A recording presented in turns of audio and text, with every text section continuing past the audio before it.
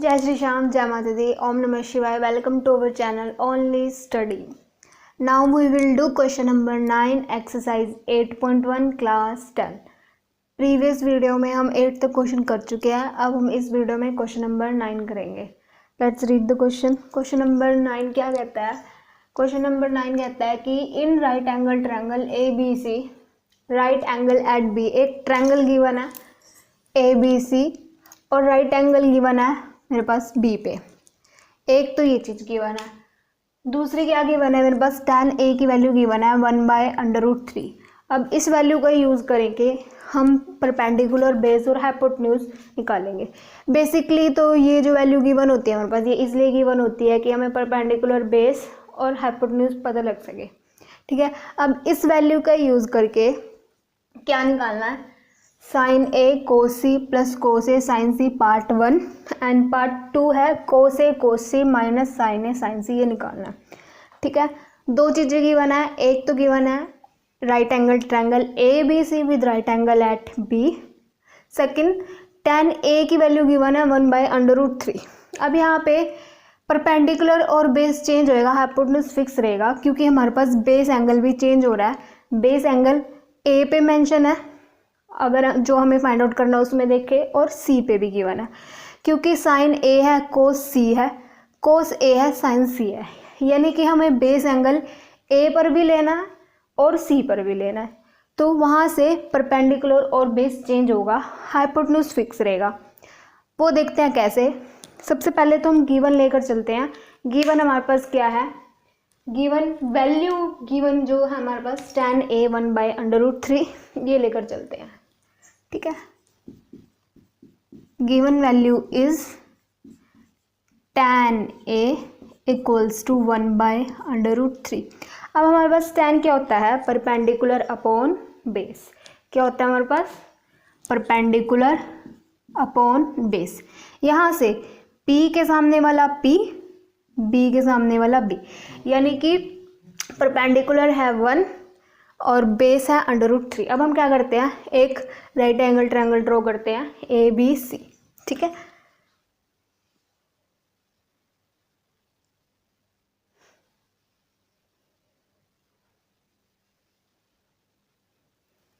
Right angle A B C. ठीक है. With right angle हमें गिवन है बी पे. ठीक है. अब एक बार अभी मैं बेस एंगल इसके हिसाब से लेकर चलती हूँ. tan के साथ क्या गिवन है? a, तो मैं बेस एंगल a पे ले रही हूँ. ठीक है. अब जैसे ही मैंने बेस एंगल a पे लिया, ठीक है, तो ये वाली साइड मेरे पास क्या हो जाएगी? बेस बन जाएगी. ठीक है. क्योंकि बेस कौन सी बनती है? जिस पे राइट एंगल ट्रायंगल और बेस एंगल एक साथ होता है, वो वाली साइड.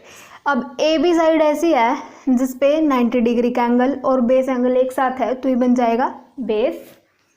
और बी सी यहाँ पे ऐसी साइड है जिस पे सिर्फ 90 डिग्री का एंगल है, ये बन जाएगा परपेंडिकुलर. और स्लाइडिंग साइड हमारे पास फिक्स होती है, ये हाइपोटेन्यूज होता है. अब यहाँ से p की वैल्यू है 1 एंड ये वाली साइड हमारे पास है 1 अगर मैं देखूँ, और ये हमारे पास है √3. h नहीं पता. सबसे पहले पाइथागोरस थ्योरम का यूज़ करके हम h निकाल लेंगे. ठीक है. तो पाइथागोरस थ्योरम अप्लाई करते हैं. पाइथागोरस थ्योरम कहती है बाय यूजिंग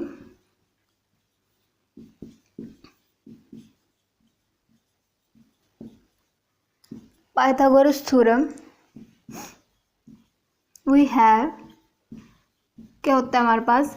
h का स्क्वायर, यानी कि हाइपोटेन्यूज का स्क्वायर किसके इक्वल होता है? परपेंडिकुलर का स्क्वायर प्लस बेस का स्क्वायर.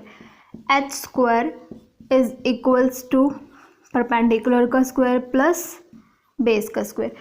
p की वैल्यू पता है, b की वैल्यू पता है, पुट करते हैं. h square is equals to 1 का स्क्वायर प्लस √3 का स्क्वायर. 1 का स्क्वायर इज 1 एंड √3 का स्क्वायर इज 3. 3 + 1 इज 4. यहाँ से h स्क्वायर की वैल्यू आ गई मेरे पास 4, बट हमें h की वैल्यू निकालनी है. तो ये स्क्वायर इधर जाके जब रूट बनेगा तो 4 होता है 2 का रूट. h की वैल्यू आ जाएगी 2। ठीक है, h की वैल्यू आ गई 2, h की वैल्यू आ गई 2। ठीक है, अब देखो tan A से हम क्या करते हैं, ये बेस एंगल A पे हमें sin A और cos A की वैल्यू चाहिए, तो वो निकालते हैं। सबसे पहले हमें क्या चाहिए, sin A और cos A चाहिए, तो यही निकाल लेते हैं पहले। ठीक है, sin A हमारे पास क्या होता है, sin की वैल्यू होती है परपेंडिकुलर अपॉन में हाइपोटेन्यूज, और cos क्या होता है, बेस अपॉन में हाइपोटेन्यूज। ठीक है, देखो P की वैल्यू मेरे पास क्या है 1। ठीक है, और H की वैल्यू मेरे पास आई 2, तो sin A निकल गया 1/2।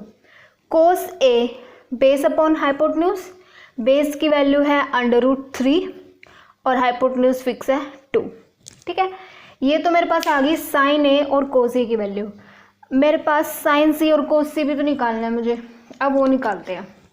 sin C और cos C, sin C cos C, ये तो वैल्यू तो ये इसकी यही होती है P/H और ये होती है B/H।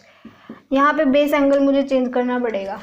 मैंने बेस एंगल A पे लिया था, इन वैल्यूज़ को निकालने के लिए मुझे C पे लेना पड़ेगा। ये लिया मैंने C पे। अब जैसे मैंने बेस एंगल चेंज किया, ये वाली साइड ऐसी आ गई जिस पे 90 डिग्री का एंगल और बेस एंगल एक साथ है, तो ये बन जाएगा बेस और ये बन जाएगा परपेंडिकुलर। अब इस वाली ट्रायंगल से sin C और cos C की वैल्यू निकाल लो। P की वैल्यू है √3, हाइपोटेन्यूज फिक्स है 2, और बेस की वैल्यू आ गई 1, हाइपोटेन्यूज फिक्स है 2, हाइपोटेन्यूज फिक्स है 2। ठीक है, सारी वैल्यूज आ गई, sin A cos A sin C सबकी वैल्यूज आ गई। अब हम क्वेश्चन पे चलते हैं। पार्ट 1 है sin A cos C plus cos A sin C की वैल्यू निकालनी है। पार्ट 1 करते हैं, यहाँ पे करते हैं।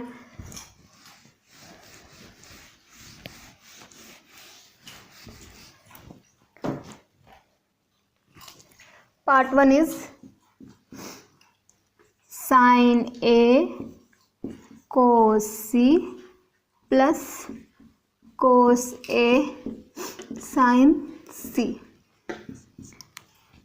Put all this value, sin A की वैल्यू है 1/2, cos C है 1/2, प्लस cos A क्या है √3/2 एंड sin C है √3/2।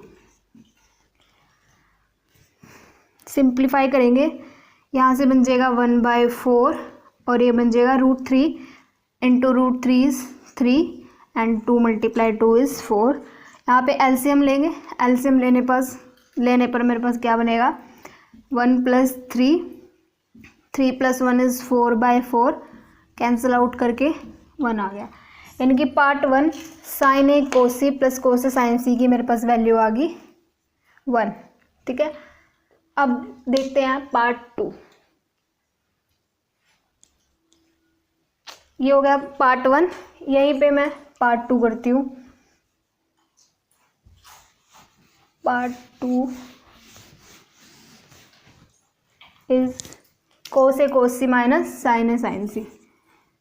पार्ट 2 है cos A cos C minus sin A sin C। cos A की वैल्यू है √3/2 and cos C is 1/2, sin A is 1/2, sin C is √3/2। Simplify करने पर ये आ जाएगा √3/4 मल्टीप्लाई √3/4। एक सेम वैल्यू है बट एक प्लस किया एक माइनस किया, कैंसिल हो जाएगी, आंसर हमारे पास आ गया 0। ये पार्ट 2 का आंसर आ गया। पार्ट 1 की वैल्यू आई थी 1, पार्ट 2 की वैल्यू आ गई 0।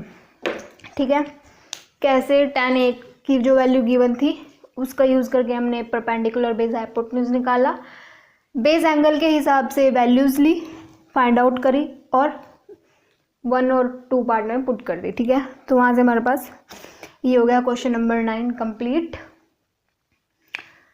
अच्छा लगा, समझ में आया, शेयर करना, लाइक करना, कमेंट करना और चैनल को सब्सक्राइब करना। धन्यवाद।